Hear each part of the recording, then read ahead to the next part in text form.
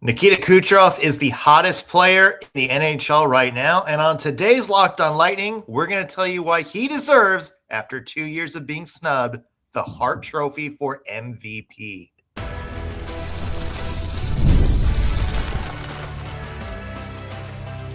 You're Locked on Lightning, your daily podcast on the Tampa Bay Lightning. Part of the Locked on Podcast Network. Your team every day. Thank you for making Locked on Lightning your first listen of the day. Every single day, we are your free daily Tampa Bay Lightning podcast, part of the Locked on Podcast Network, your team every day. As always, we want to begin with a shout out to our everydayers, those of you who tune into every single show, every single day. We love you. Appreciate the support you give us week in and week out. I'm Nick Morgan, and I am joined by the Miles Garrett to my Chloe Kim, Greg Stephen. Greg, welcome in, my friend. Happy Friday. Yeah, I was just about to say happy Friday to everyone out there. Gotta love some Fridays, but Olympic hockey been pretty exciting so far. And we got a little Cooch talk today too. What a great Friday. Yeah, USA, Canada both make their, Olympic debuts for the season for the men's side. And both games, all things considered, were pretty boring. And that's just because of how good Team USA and Canada are. We'll talk about them, plus the Lightning players that played a big role in yesterday's games. Plus, yesterday we talked about who the Lightning's biggest threats in the Atlantic Division were. Well, there's a whole other conference out there. So today we're going to look at the Western Conference and say, if the Lightning make the Stanley Cup final, which team from the West do you think is the biggest threat to beat the Lightning for the Cup? A lot to get to on today's show. But first, Greg, I'm just going to start us off with a bold statement, all right? All right. Nikita Kucherov should be the MVP of the NHL this season. Agree or disagree? Agree. I mean, dude, the last 20 games alone have just been unbelievable. The guy has put this team on his back. I mean, look, they're getting contributions from everyone, but Kucherov has been doing a lot of work here, man. I mean, he's like, I think we've gone over this stat a million times, but what was it, since 2000? I think he has the most points in what it was, like 23 games or something like that. It was like the best 25 game stretch in NHL history, I think. Yeah, like, dude, he does it all. And especially, like, you know what game really told me this to be true? I think it was the Stadium Series. Mm-hmm. To exactly, to be down and just focus and lock in and just basically dominate on the power play and put this team back in there, and then to score the tying goal, and I think it was even strength at that time too. He does it all, man, and he absolutely does deserve it. He's been snubbed, like you said, the last few times, and this is his year. I think as long as he keeps up this heat that he's on, he wins. I think he wins it. Yeah, he's led the league in scoring for the past 2 seasons, and yet has kind of been a distant either runner-up or third place in both seasons. You mentioned this current stretch, 49 points in the Lightning stretch right now, where they're 19-1-1, including 16 goals and 33 assists. Here's my pitch about Kucherov, Greg. Obviously, this is the player voted most valuable to his team. So that's why it's not always just the leading scorer. It's not always just the best player in the league. It's the player, or at least it's supposed to be the one who's, in theory, the biggest driver of his team's success. And to me, that has been Nikita Kucherov. You talk about this Lightning run we just mentioned, 19-1-1. It is no surprise that when Nikita Kucherov kicks himself into high gear, that's when the Lightning go on this ungodly run. And yeah, I know there's other reasons why the Lightning have done as well as they have. I mean, Vasilevsky's been great. Defense has been on fire. There's been other guys step up. But every single person that Kuch has played with this year, he's elevated. And I think it's no surprise that the Lightning having an ungodly run at the same time Nikita Kucherov has the best 25 game scoring run in 25 years. doesn't that seem like somebody who is having one of the biggest or is one of the biggest drivers of his team's success to you? Absolutely. And there was a great stat, I think it was last season as well. And I'm not sure what the numbers look like this year. I'd have to dive into it some more. But last year he factored in on more than 50% of the Lightning goals. Yeah. And still didn't win. And I feel like that shows you more than really anything how much he is needed for this team to be successful, right? I mean, a guy has has a hand in more than half of your team's goals. Doesn't get much more MVP than that, right? I mean, and I'd assume that number is close again this season, especially after the stat we've just dropped with his 25 game run. Uh-huh. I have to look it up, but the argument I always see against Kucherov, it doesn't make a lot of sense to me. Because if you look, ESPN did sort of their mid-season awards, and Nathan MacKinnon was the Hart Trophy. Nathan MacKinnon having a great season. Of course. Let's not minimize that. No. But, they looked at his stats and said, he's doing most of the heavy lifting for the Avalanche, who are the best team in the NHL right now. If you look, he's way ahead of the next highest point total on the Avs, so he's not getting a lot of help. He has 31 more points than Marty Necas, who's second on the Avs. Nikita Kucherov has 31 more points than Jay Guentzel. So they're even there. And then you hear a lot of people say, okay, but look how stacked the Lightning have been, and look at this current stretch they're on. Vasilevsky is on a hot streak, Braden Point, Anthony Cirelli. His numbers, they're just being a little inflated by being a part of just a really good all-around team. It's not because, he himself is doing a lot of it. Okay, well, Nathan MacKinnon has Cale Makar. He has Marty Necas. He has Devontae's. Brock Nelson having a big year. They got 2 goalies. It's not like the Avs suck.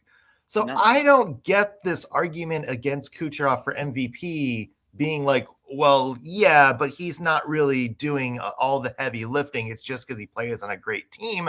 When your front runner is on the Colorado Avalanche, a great, great, great team. Right. And to even add into that, how many injuries have the Lightning had? Yeah. He's had to have so many different faces on his line. We've seen Braden Point, his usual guy, and Braden Point's been out a ton now this whole season, right? I mean, he's been out more than, I think, 15 games at this point. Yeah. And they just shove guys like Gonçalves up there, who's not he's not a Makar, and he still gets it done, right? Mm-hmm. I mean, he gets it done with anyone. It doesn't matter who is there. So, yeah, I'm with you. I just don't see how those are even arguments, right? Like, both these teams are stacked. So let's be real there. Like, I don't think either of these guys is, like, completely solo carrying their squad necessarily. But, I mean, without these guys, these teams are much worse also. Yeah, he's done it, as you mentioned, with multiple linemen. He's had Nick Paul as a center for a couple of games while injuries were going on. I believe he skated with Dominic James maybe for a game. You mentioned Gage Gonçalves, and, it doesn't matter if it's Cirelli, Point, Hagel, Guentzel, whoever he's out there with, that's instantly the best line, and that's the line that has the biggest impact during games. So for me, that it doesn't fly, and Kucherov has been elevating teammates, and I think that is part of what makes him valuable, is because his teammates are playing the best hockey of the season when they're with Nikita Kucherov.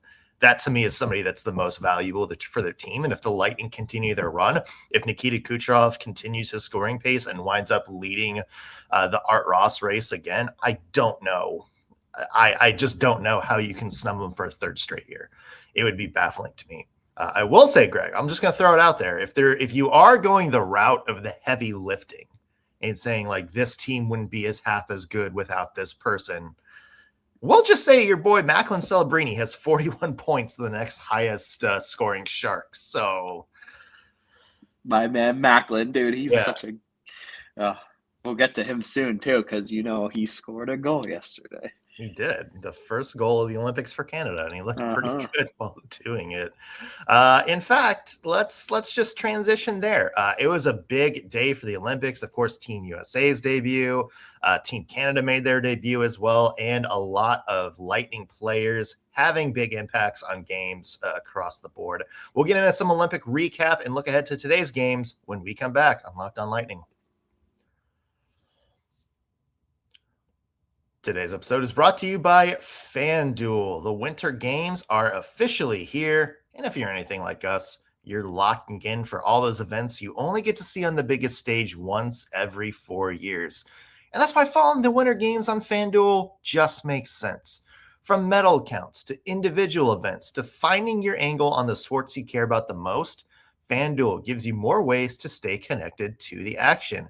Hey, maybe you're somebody that loves curling, the drama of curling that starts slow and somehow gets really intense in those last couple of stones. Speed skating, the race is decided by inches. How about niche events like biathlon? Hey, you've skied 5 miles? Cool, here's your gun. Even hockey games that feel different right from the opening faceoff. There's so many awesome events, and FanDuel keeps the entire Olympic experience engaging from start to finish because you always know the sports to follow and lock in.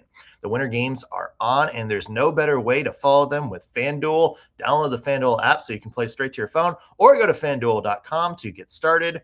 FanDuel, play your game. Today's episode is also brought to you by Game Time. There's nothing like being in the arena for a big NBA or NHL game. The crowd, the atmosphere, the moment. Getting tickets, though, yeah, that part hasn't always been as simple. That's why Game Time has become the go-to app for scoring tickets fast without the hassle. It puts the advantage back where it belongs with you, with me, the fans. All you have to do is pull up the Game Time app and see what events are coming near you. There's NHL, NBA, baseball, spring training right around the corner, theater, concerts, comedy shows, you name it, there's tickets on Game Time. One of the coolest things is that they show you the all-in price up front, so you're not surprised by hidden fees at checkout. The price you see when you're scrolling for those seats is the price you pay, and they have a cool feature called View from Your Seat. It makes buying easy because it shows you the exact view of the seat you're looking to buy before you hit send. So you're not surprised by any weird sight lines or anything like that. They also have great last-minute options, too. Obviously, NBA is still going on right now, and there is tickets showing up at solid prices, regardless of where you're watching here from. So take the guesswork out of buying tickets with Game Time. Download the Game Time app, create an account, and use code LOCKEDON for $20 off your first purchase. Again, that is Locked On for $20 off. Download the Game Time app today, and remember, it's gametime.co, not gametime.com if you're browsing on your browser. Again, Game Time, download and get started playing. We are back on Locked On Lightning. Nick Morgan here alongside Greg Stephen. And Greg, let's talk about some Olympic coverage. USA 5-1 win in their first game of the men's tournament. The MVP of this game might be the guy for Latvia in charge of challenging plays to see if there's offsides or goaltender interference. A little bit of a frustrating note early for Team USA from that regard. Yeah, absolutely. But let's not forget contributions from a ton of Lightning throughout this big Olympic day. Yeah. And how about Gergensen's? Boy. Thought he played a pretty good game, honestly. Mm-hmm. And he picked up an assist too. So proud of that man. But yeah, I think, the Tkachuk brothers were all over this one as well. Yeah, Zemgus Girgenssen's assist in Latvia's only goal. He was part of that scramble in front of the net, which definitely looked like a goal that he would score in a Tampa Bay Lightning uniform. We'll talk about Jay Guentzel in just a second. But, Greg, to your point about the Tkachuk brothers, we were kind of wondering what USA we would see at the Olympic stage. And it looks like the USA we saw at Four Nations last year, which was like the gritty, angry kind of hockey players, the one that looked like they were ready to be the anti-heroes of the tournament. Seems like that's what we're getting in the Olympics, because all these players from top to bottom of the lineup, physical, pesky, and seem to enjoy getting under Latvia's skin in this one. Yeah, completely agree. I think that's exactly the team we're going to see throughout this, especially when they face bigger teams like Canada. But yeah, exciting hockey though, nonetheless. I mean, even if it's 5-1, it was more exciting than I think I anticipated, to be honest with you. I thought this was going to be a full-on blowout, and it's not like it wasn't necessarily, but still some action in there. Yeah, close to, very close up until that second period, just onslaught where they scored like 3 goals in a span of 3 minutes. So I agree. It was a pretty tight game up until then. Let's talk about Jake Guentzel, who got a fair share of ice time in this one, but didn't do a whole lot with it. 2 shots, did get a penalty. Still very involved in the game plan, but Greg, watching Jake Guentzel, you can just see there's maybe a little bit more in the tank. I expect him to make more sort of noticeable impact for Team USA as this tournament gets on. Agreed. I was kind of surprised we didn't see more production from him, to be honest with you, especially because we were both pretty high on him. But I think, he's adjusting to the Olympic stage, and there's just so much talent on this team. So it makes total sense that he's not going to always be the guy putting up all the points. So I'm not worried about him. I think, like you said, we'll see him kind of settle in and start to contribute a bit more on the score sheet. Yeah, I'm with you there. I did love him with Austin Matthews and Matt Boldy. I do think that's a good line combination. Yeah, very fun line. So, it's just to see that moving forward. Let's move to Canada, beating Czechia 5-0 at the end of the day, what appears to be a pretty easy route. As we mentioned off the top, Greg, John Cooper, little rapscallion that he is, takes Brandon Hagel, a guy that seems to get injured every single time he plays the Florida Panthers. We know there's bad blood. Where does Brandon Hagel play in this game? He throws him on a Panthers right line. Between Sam Bennett and Brad Marchand. Yeah. I quickly looked up if there's a penalty for hitting your own teammate. But yeah, that's the one big thing of note in this game, because it was a rout from start to finish to Canada. Yeah, it was. And as expected, the superstars came out to play. Connor McDavid, 3 points, Makar an assist, McKinnon's on the score sheet. Like I just said earlier, Celebrini puts up a goal. Yeah. Even Crosby got an assist. I mean, this is just exactly kind of what you expected from Canada, right? The superstars going to work. The number 1 power play unit for Canada, Greg. Connor McDavid, Nathan MacKinnon, Sidney Crosby, Cale Makar, Sam Reinhart. Yeah. I'm not an analytics expert, but I'm going to assume the metrics on those guys playing together are going to be pretty good by the time this tournament's over. Yeah, I'd assume so. Especially when they play teams, like Czechia, who probably realistically don't have a chance to beat this team. No. Poor David Pastrnak. Yeah, sad.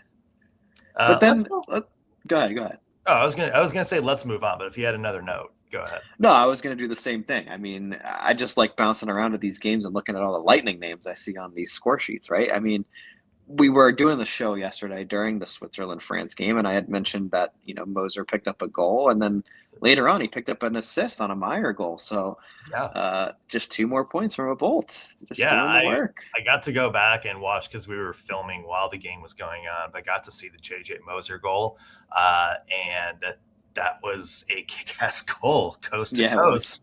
And I will say this, Greg, in the Switzerland-France game, Switzerland wins it 4-0. Another one that was pretty boring overall.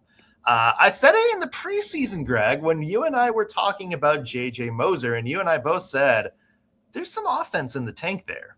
Mm-hmm. Like, I know he's kind of the shutdown guy for the Lightning now, but he has had a history where he's kind of been an offensive defenseman, not afraid to jump into the play.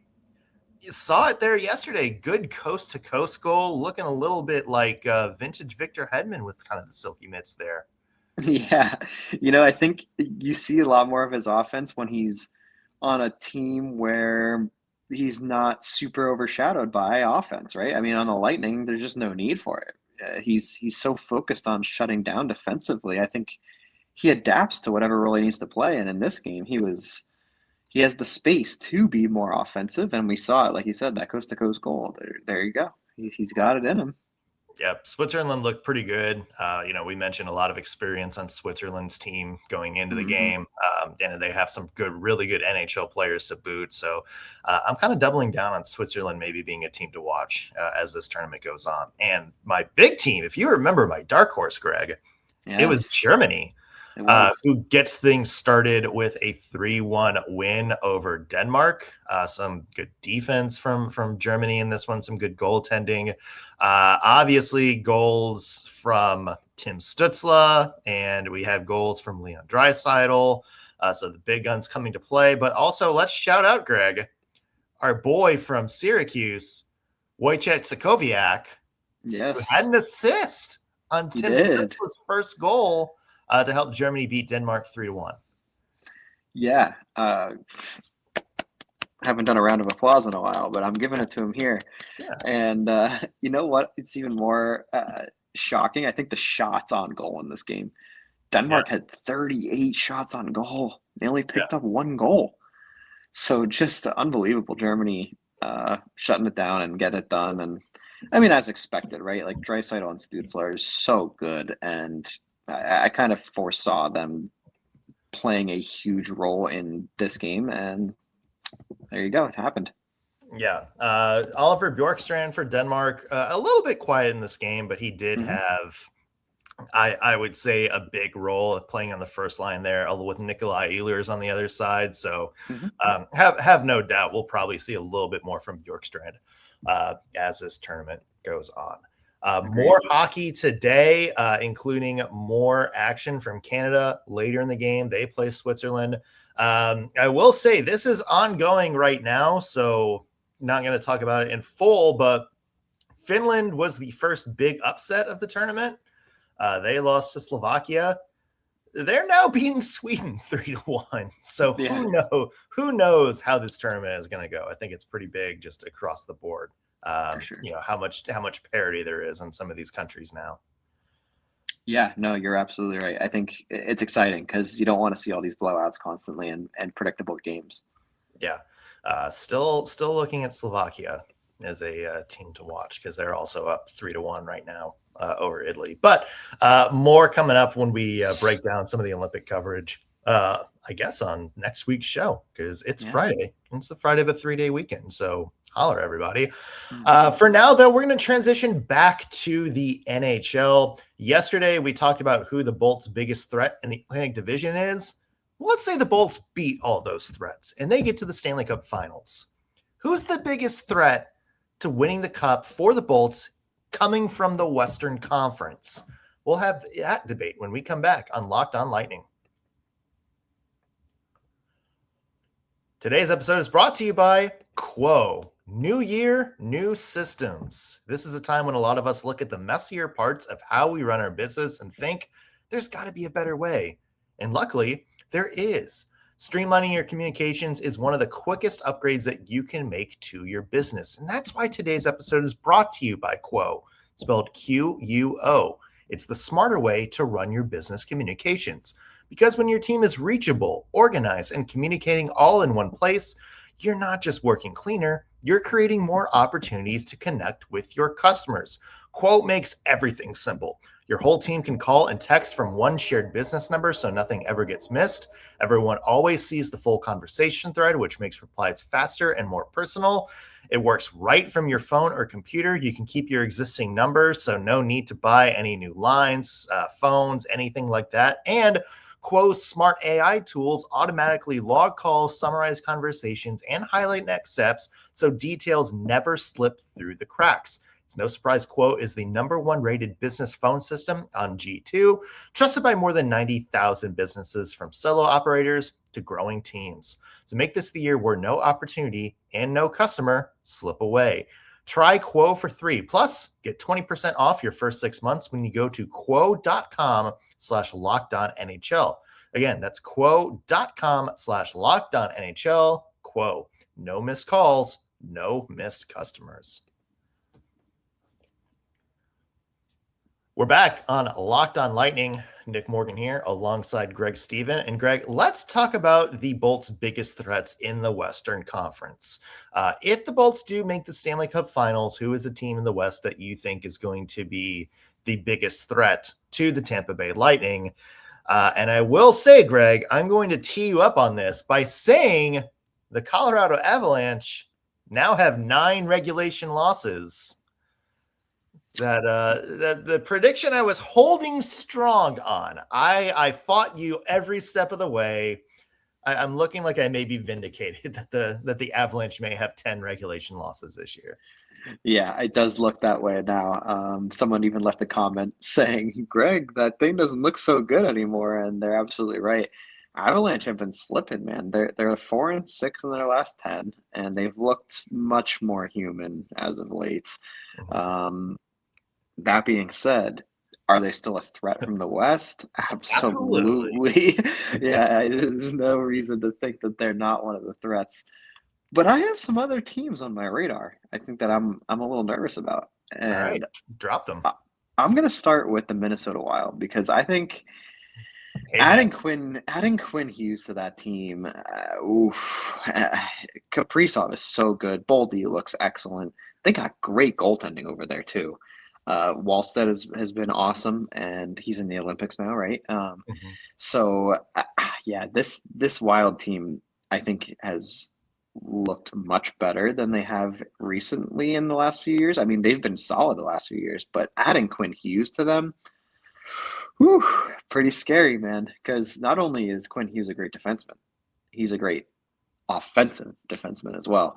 Yeah. You know, he's basically Cale Makar if you want to compare them, and you throw a Cale Makar 2 on the Wild. It makes me nervous. Yeah. You must read my mind because I was like, the Avalanche are obviously the front runners in the West right now, but watch out for Minnesota. I was going to make that same argument. And, you know, I'll say it like this, Greg. There's always the Stanley Cup checklist that always goes around that you see every year. And it's like the list of things that a team needs to like really sort of be a realistic Stanley Cup contender. And it's always the elite forward. That's number one. They got Karl Kaprizov, who's having another big year for the Wild. And then after that, it's like another forward that would be like the number one forward on most other teams.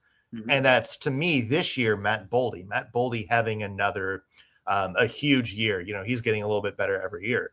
Then you go down and you say elite defenseman. Okay, to me, that's Quinn Hughes. No questions asked. And then after that, it's okay. And then it's the other defenseman that would be the same thing, number one in a lot of other NHL teams. To me, that's Brock Faber. Yes. And then you look and it's like, okay, elite goaltending. Both Gustafsson and Wallstedt have been fantastic this year to me. Yeah. I think it is, I think, time to put each of them in the conversation. Really, both of them. You could go either direction on this as one of the top 10 goalies in the league. I agree with you. So to me, they have depth across the board. They have actual depth that I think solidifies them as a Stanley Cup contender. So yeah, you know, you mentioned the Avs. To me, the Avs are still going to be number one on my board just because how insanely stacked that team is. But I think I have the Wild as my number 2, just because very quietly they are putting together a very deep roster in Minnesota. I agree with you. And you know what? I'm going to give you a hot take in a second. But the other thing is I think there's space for the Wild to make a move at the deadline to even bolster further. And I wouldn't be surprised if they absolutely do that. But my hot take is this. It's that I would take the Wild goaltending over the Avalanche goaltending. And that might sound super hot because both Wedgwood and Blackwood have been excellent, right? But I argue that they have a slightly better team in front of them, and that helps them out a ton.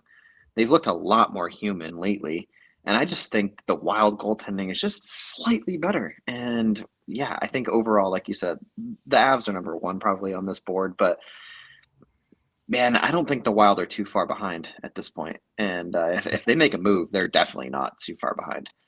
Yeah, I'm 100% with you there. Wild are my team to watch. I'm just going to throw out a couple other names, and real quick, you let me know what you think of them. The team right behind the Wild in the standings right now, in fact, has a chance to leapfrog them. They have been playing just as hot as the Wild have been, and that's the Dallas Stars. Now with Mikko Rantanen as kind of their big new piece. What do you think of the Stars' chances in the West, Greg? I put them on the exact same level as the Wild, and I think they're just as strong. Ottinger is an excellent goalie, and you go down the checklist that you were talking about. They've got it all as well. I mean, they've got up front, like you said, they have Rantanen. They have a really good deep team too. Like they have veterans like Duchesne still playing up there, right? So yeah, great forward group overall. Then you look at their defense, Harley and Heiskanen, unbelievable. Ottinger, we know, is a strong playoff goaltender, right? We've seen him there a bunch, so we know that's locked in. So I think, Dallas Stars absolutely have a shot, and they scare me. They're also a size team. They're a big squad, so that's pretty intimidating for some teams in the playoffs, right? I mean, you got some big bodies to throw around in there. Yeah, and they've played a lot of postseason minutes the past couple of years as well. So they have that playoff experience. Obviously beat Colorado last year to get to the conference final. So they're a team to watch. The other team I'll throw out, Greg, and this is just based on the premise of how stacked they are talent-wise across the board. I'm still keeping my eye on the Vegas Golden Knights, even though their record hasn't been all that great lately. And just because, for God's sakes, man, look at their team. Jack Eichel, Mark Stone, Mitch Marner, Tomas Hertl, a blue line that now includes Rasmus Anderson that they added this year. I'm not counting a team with that level of talent out by any means across the board. And they're a team that's also battled some injury issues this year. I know Shea Theodore his injury status has kind of been iffy for a lot, the bulk of the second half of the season. But I know they haven't been good in goaltending. I think has been their biggest issue this year. They've played 4 goaltenders. They tried a Carter Hart thing that hasn't really worked out so far.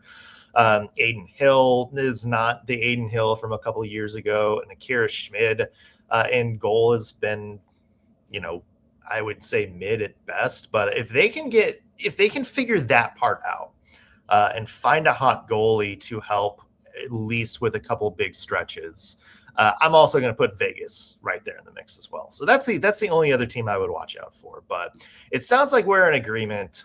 Avs and Wild, those are the two that we really have circled. Yeah. Before we go though, okay, you can't count out the Oilers. I don't think here either. I think. See, I was going to count out the Oilers. Okay, that's fair. I mean, I understand why entirely. I think we're both going to say, right, it's goaltending. It's a lot more than goaltending this year. It is. They just do not have the depth beyond McDavid, Draisaitl. Right, but I think when Connor McDavid has a will, well, it could get done. I agree though. I think they look worse for sure. But I don't think I can sleep on them too hard, because if, let's just say they make a couple moves here at the deadline, I don't know what they'd even do at this point, but let's say they do for argument's sake. It's possible. I'm not going to say they're the scariest team right now. I think those top 3 we talked about are. I think Vegas is just under those 3, and I think the Oilers are just under Vegas. I don't know. I may be out on the Oilers this year. Okay. Nice. And the LA Kings are also hoping everybody's out on the Oilers this year. Yeah, right. They look, unless something changes and a couple key players that they already have on their team get really hot. Mm-hmm. This is a shell of the team for the past couple of years. I agree. Hey, if you guys are listening, let us know who you think are the Bolts' biggest threat in the West. If the Bolts do make it to the Stanley Cup Finals, drop us a line in our YouTube comments or hop on social media. We're Locked on Lightning pretty much wherever you scroll. Also, be sure to subscribe, whether you're listening in on your favorite podcasting platform or watching us on YouTube. Hitting that subscribe button keeps you guys in the loop when we have new content and helps us out with our numbers. So it's a win-win. That's going to do it for us on today's Locked on Lightning. Thank you for making us your first listen of the day. Back with the new episodes next week. We'll see you then.